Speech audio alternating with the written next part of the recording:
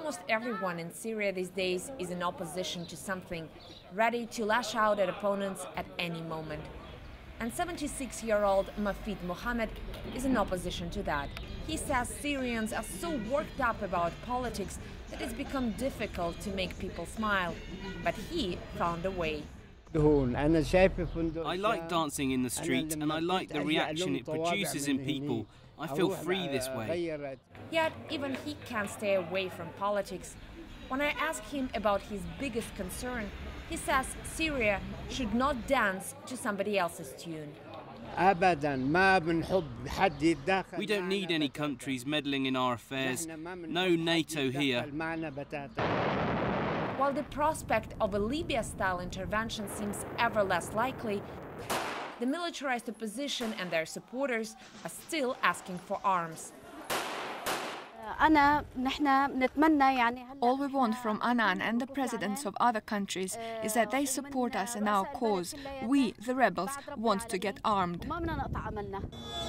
While the rebels may have caught all the media attention, the Syrian opposition speaks with many voices.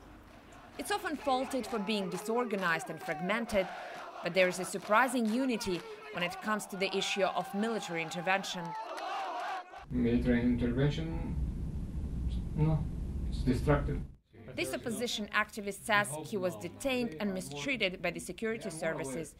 And while he is calling on Bashar al-Assad to leave Syria's political scene, he says the armed groups should do the same.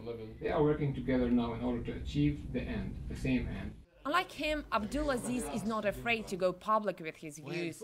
He just returned back from Moscow, where the opposition delegation tried to persuade the Russian authorities to put more pressure on the Assad regime. He says not all powers mediating the Syria crisis are really helping. You know, all the world now says that we are supporting Annan's plan. Well, we know for sure that some of the states are not supporting that plan. And some are trying to apply some sabotage. And if that happens, I mean, Annan's plan did not succeed, well, it will be a very dark era. The Syrian people will suffer too much. There might be chaos in the country, maybe a civil war.